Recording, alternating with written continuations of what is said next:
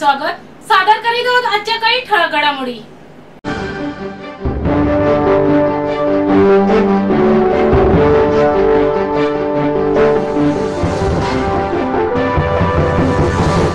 वर्तकनगर भागातील म्हाडा वसाहतीमधील 113 गाळेधारक आणि घर मालकांना पुनर्वसन करण्यासाठी ठाणे महानगरपालिकेने घरे रिकामे करण्याची नोटीस बजावली।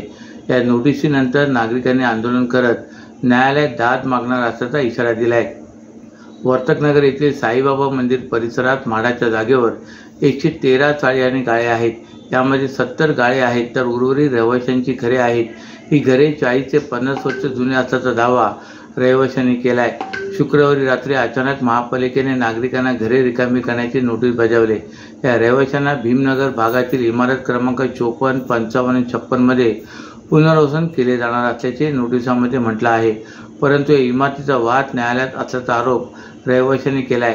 नोटीस विरोधात काल महाराष्ट्र नवनिर्माण विद्यार्थी सेनेचे सरचिटणीस सतीश पाचंगे यांच्या मार्गदर्शनाखाली रहिवाशांनी एकत्र जमून घोषणाबाजी केली।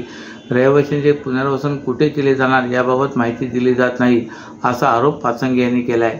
मी इथे खूप वर्षापासून दुकान चालवते आणि ही दुकानं खूप जुन्या आहेत। त्यांनी आता आम्हाला ही नोटीस 8:30 वाजता रात्री आणून दिली आहे। 48 तासात खाली करायला सांगितलं आहे। तर आम्ही कशी करू, कारण की आमची ही दुकानं आहे, बिझनेस आहे, कसं बंद करून जाऊ? आमचं घरं त्याच्यावरच चालतं आहे, आमच्या मुलांची शिक्षणं त्याच्यावर चालत आहेत। हे दुसरी लोकं आहेत, त्यांची घरं आहेत, त्यांची मुलं आहेत। हे मुलाबाळांना घेऊन आता आम्ही कुठे शिफ्ट होणार? आणि हे सगळं काम ते करतायत। तर आमच्याबरोबर मीटिंग पण त्यांनी एक पण घेतली नाही आहे। न मीटिंग करता आम्हाला हे सगळं लेटर पाठवलं आहे। आम्ही त्यांना सांगितलं की तुम्हाला म्हाडानी पाठवलं आहे का? तर त्यांच्याकडे काही लेटर नव्हतं। त्या दिवशी रात्री आले ते आय कार्डही आम्हाला दाखवत नव्हते की म्हाडाचं आय कार्ड आहे का, आमची दुकानं म्हाडाची आहे। तर हे नोटीस म्हाडातर्फे आम्हाला असायला पाहिजे, पण हे TMCचे माणसं होती काही, त्यांनी आम्हाला ही नोटीस दिली। काही लोकांनी घेतलीच नाही आहे ही नोटीस।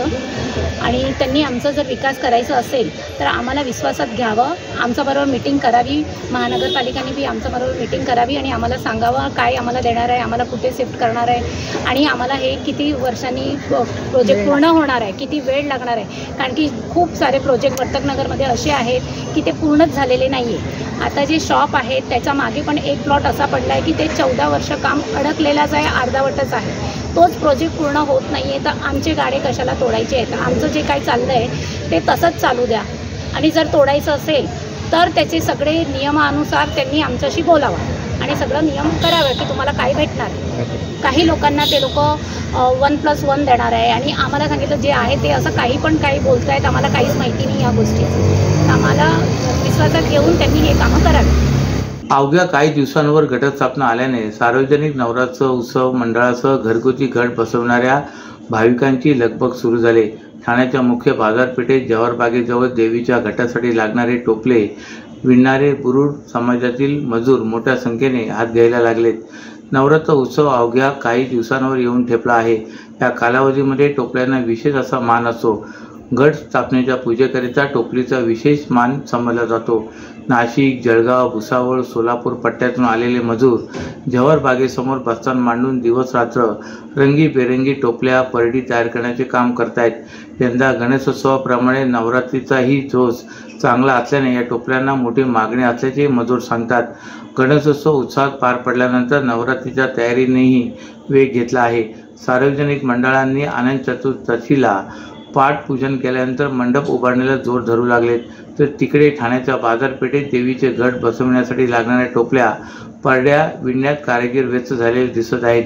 विविध आकारात लाल, पिवळ्या, निळ्या, गुलाबी रंगातील या आकर्षक टोपल्या घेण्यासाठी ग्राहकांची वर्दळ सुरू झालेली दिसते।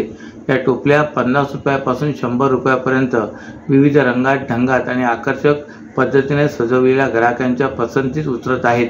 ग्राहकी जास्त घासाघीस न करता त्या टोपल्या खरेदी करत आहेत, तर घटासाठी लागणारी माती देखील वाट्यावर किंवा ग्लासभर 10 रुपयापासून 100 रुपयापर्यंत विक्रीला ठेवली आहे। पश्चिम महाराष्ट्र, सोलापूर, जळगाव, भुसावळच्या ग्रामीण भागातून आलेले कारागीर जवाहरबाग स्मशानभूमीच्या शेजारी दिवस रात्र टोपल्या परड्या विणण्याचे काम करीत आहेत। आपल्या कुटुंबाची परवड होऊ नये म्हणून अगदी मुलाबाळासह ही कुटुंब नवरात्रीपर्यंत इथे स्थिरावणार आहेत। ठाण्याच्या किसननगर येथील आदर्श इंग्लिश स्कूलमध्ये डॉक्टर APJ अब्दुल कलाम अवकाश निरीक्षण केंद्राचे उद्घाटन संपन्न झाले. Haeckel and the vision technology India private limited च्या माध्यमातून उभारण्यात आलेल्या या अवकाश निरीक्षण केंद्राचे उद्घाटन समारंभी ज्येष्ठ शास्त्रज्ञ काशीनाथ देवधर, हेकेल इंडियाचे मुख्य आर्थिक अधिकारी कृष्णा प्रकाश, सौ मीरा कोरडे, प्रसाद खंडागळे, आदर्श विकास मंडळाचे अध्यक्ष सचिन मोरे, कार्यकारी विश्वस्त सौ श्रद्धा मोरे, प्राचार्य संतोष गावडे, हेकेल इंडियाचे CSR सदस्य कुंजल पारेख व संदीप पेटकर आदी मान्यवर उपस्थित होते. विद्यार्थ्यांनी अवकाश निरीक्षण छंद म्हणून नाही तर संशोधन म्हणून हाती घेणे गरजेचे आहे, ज्याद्वारे देशाच्या विकासात आपले योगदान देता येईल, असे मत ज्येष्ठ शास्त्रज्ञ काशीनाथ देवधर यांनी व्यक्त केले. तसे आदर्श इंग्लिश स्कूलच्या विद्यार्थ्यांसोबत इतरही शाळेच्या विद्यार्थ्यांना या केंद्राचा लाभ घेता यावा असे प्रयत्न करण्याचे आवाहन केले.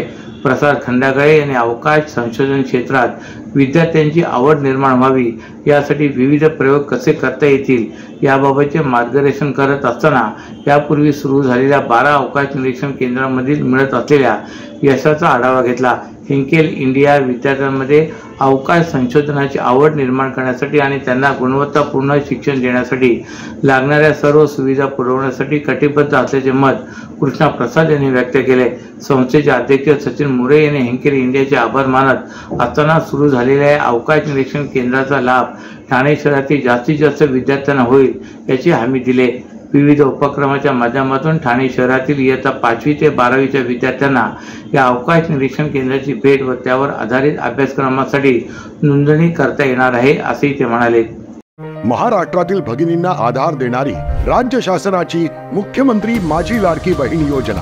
या योजनेअंतर्गत अल्प उत्पन्न गटातील 21 ते 65 वयोगटाच्या भगिनींना मिळणार दरमहा 1500 रुपयांची मदत. अर्ज करण्यासाठी 31 ऑगस्ट 2024 पर्यंत मुदतवाढ. कुटुंबाचं वार्षिक उत्पन्न 2.5 लाख रुपयांपेक्षा कमी असलेल्या महिला पात्र.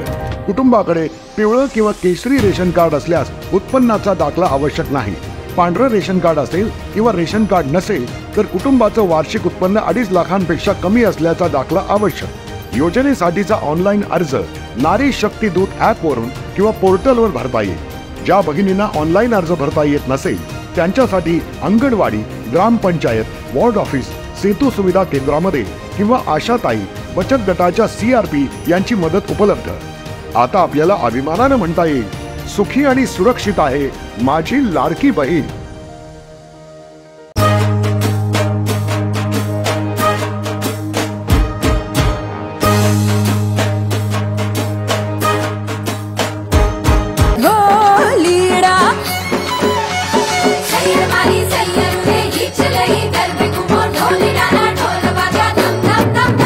घेरदार घूमता रूप झूमता हैया ने चोरे गोरी तमे मन गाली धामो हीरा.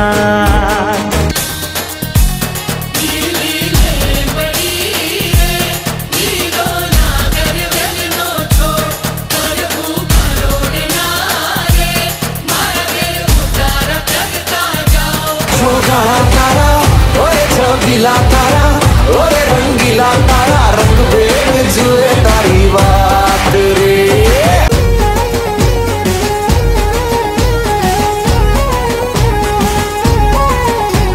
शालेय बसच्या सुरक्षेची नियमावली तयार करणारे महाराष्ट्र देशातील पहिले राज्य असून इतर राज्यांनी याच आदर्श नियमावलीचा अवलंब केलाय. महाराष्ट्र राज्यातील या नियमावलीमुळे शालेय बसला होणाऱ्या अपघाताची संख्या नगण्य असून विद्यार्थ्यांवर होणाऱ्या अत्याचाराचे प्रमाण देखील अत्यल्प आहे. मात्र तेही व्हायला नकोत. त्यासाठी प्रादेशिक परिवहन विभाग काटेकोरपणे शालेय बसच्या नियमावलीची तपासणी करणार आहे, असे प्रतिपादन परिवहन आयुक्त विवेक भीमनवार यांनी केले. शालेय विद्यार्थ्यांच्या सुरक्षेसाठी ठाण्यात घेण्यात आलेल्या कार्यशाळेत ते बोलत होते. यावेळी शालेय विद्यार्थी, पालक, मुख्याध्यापक, बस चालक आणि मदतनीस उपस्थित होते. प्रादेशिक परिवहन विभागाकडून अशा प्रकारचा राज्यातील पहिलाच कार्यक्रम घेतलाय. बदलापूर येथील शालेय अल्पवयीन मुलीवर झालेल्या लैंगिक अत्याचाराच्या घटनेने सर्वत्र खळबळ उडून दिली होती. त्यानंतर सर्व यंत्रणा कामाला लागल्यात. ठाणे प्रादेशिक परिवहन विभागाने देखील शालेय विद्यार्थ्यांच्या सुरक्षेबाबत पुढाकार घेऊन ठाण्याच्या डॉक्टर काशीनाथ घाणेकर नाट्यगृहात कार्यशाळा घेतली.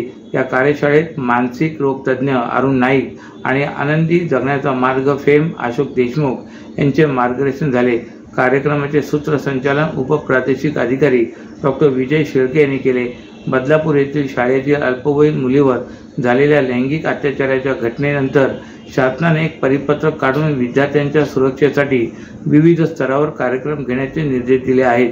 त्यानुसार ठाणे प्रादेशिक परिवहन अधिकारी हेमांगिनी पाटील यांच्या संकल्पनेतून विद्यार्थ्यांच्या केवळ बसमधीलच नव्हे तर शाळेत देखील उपयुक्त अशा प्रकारची कार्यशाळा शनिवारी घेण्यात आली। यात विविध तज्ज्ञांनी उपस्थित शाळांचे मुख्याध्यापक, शालेय बसचे वाहक चालक, महिला सहवर्ती तसेच शाळेचे शिक्षकेतर कर्मचारी यांना मार्गदर्शन केले। ठाणे शहरातील वर्तकनगरच्या पावन नगरीत यंदा शारदीय नवरात्र उत्सवासाठी तिरुपती बालाजी मंदिराचा देखावा साकारण्यात येणार आहे। सन्मान युवा प्रतिष्ठानचे संस्थापक आयोजक राजेंद्र फाटक व शिवसेनेच्या माजी नगरसेविका राधिका फाटक यांच्या सौजन्याने होत असलेल्या या नवरात्र उत्सवात यंदा तिरुपती बालाजी मंदिराच्या देखाव्यात प्रभू श्री रामाची बालाजीची मूर्तीच्या मधोमध देवी अंबेमा विराजमान होणार आहे। त्यामुळे भाविकांना भक्तीचा त्रिवेणी संगम अनुभवता येणार आहे। सन्मान युवा प्रतिष्ठानचे यंदा रौप्य महोत्सवी वर्ष असून या नवरात्र उत्सवाला राज्याचे मुख्यमंत्री एकनाथ शिंदे तसेच खासदार नरेश म्हस्के, आमदार प्रताप सरनाईक आदी मान्यवर उपस्थित राहणार आहेत, अशी माहिती आयोजक राजेंद्र फाटक व राधिका फाटक यांनी पत्रकार परिषदेत दिले। यावेळी शिवसेना सचिव, सिनेनाट्य अभिनेते सुशांत शेलार उपस्थित होते। ठाण्यातील वर्तकनगर येथील दत्त मंदिराजवळील ठाणे महानगरपालिका शाळा क्रमांक 44च्या पटांगणात सन्मान युवा प्रतिष्ठानच्या वतीने गेली 24 वर्ष सार्वजनिक नवरात्र उत्सव साजरा केला जातोय। यंदा 25वे रौप्य महोत्सवी वर्ष असल्याने आंध्र प्रदेशातील श्री तिरुपती बालाजी मंदिर प्रतिकृतीचा प्रेक्षणीय देखावा 5000 स्क्वेअर फूट जागेमध्ये 40 बाय 60 फुटाच्या आकारात साकारण्यात येत आहे। दररोज ब्राह्मणांच्या साक्षीने होम हवन विधी करण्यात येणार आहेत। यावर्षी सुशांत शेलार प्रस्तुत सन्मान दांडियाचे आयोजन करण्यात आले असून अक्षय अय्यर, सावनी रवींद्र, आनंदी जोशी, रोहित राऊत, पद्मनाभ गायकवाड, आदी तेलंग, मयूर सुकिळे, लाहूर मुखर्जी आदी अनेक मराठी कलाकार दांडियामध्ये सहभागी होणार आहेत। या नवरात्र उत्सवात शेवटचे 2 दिवस फॅन्सी ड्रेस स्पर्धा तर दररोज रील्स स्पर्धेचे आयोजन करण्यात आले असल्याची माहिती फाटक यांनी दिली। दरवर्षीच नवरात्र आपल्या इथे जोरातच होतो, पण यावर्षी 25वं वर्ष असल्यामुळे यावर्षी जोरात आणि धूमधडाक्यात नवरात्र उत्सव, देवीचं दर्शन आणि सगळ्या चांगल्या प्रकारे साजरा होणार आहे। मी बालाजी भक्त असल्यामुळे यावर्षी माझी एक इच्छा होती की बालाजी मंदिरात आपली देवी बसावी आणि बालाजी पण बसावे, श्रीराम पण बसावे, आणि त्याप्रमाणे देवीने माझ्याकडून ते करून घेतलं आहे। आपल्या इथे बघा की बालाजीचं मंदिर बनवलेलं आहे, आपली देवी बसणार आहे, बालाजीसाठी वेगळं मंदिर आहे, श्रीरामासाठी वेगळं मंदिर आहे, आणि त्यांची पूजा अर्चा सर्व एकदम चांगल्या प्रकारे होणार आणि उत्सव आपला जोरात चालू होणार आहे। म्हणजे त्या ठिकाणी फॅन्सी ड्रेस स्पर्धा आहे, त्याच्यानंतर माता की चौकी आहे, त्याच्यानंतर रील्स स्पर्धा आहेत, अशा विविध स्पर्धा आपण त्या दिवशी म्हणजे 9 दिवस ठेवलेले आहेत। आणि सर्व आपले पॉलिटिकल आमचे सर्व पाहुणे सगळे आमचे येणार आहेत। आमचे गुरुवर्य एकनाथजी शिंदे साहेब यांच्या मार्गदर्शनाखाली आणि जिल्हा प्रमुख नरेशजी म्हस्के खासदार आणि प्रताप सरनाईक साहेब यांचं पण अमूल्य मार्गदर्शन कायम असतं आणि ते नेहमी करत असतात।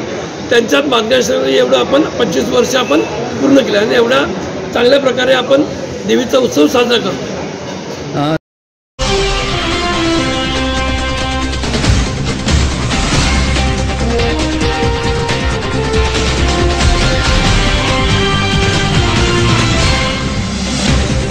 तर या होत्या आजच्या काही ठळक घडामोडी। तर पुन्हा भेटू याच वेळी याच ठिकाणी।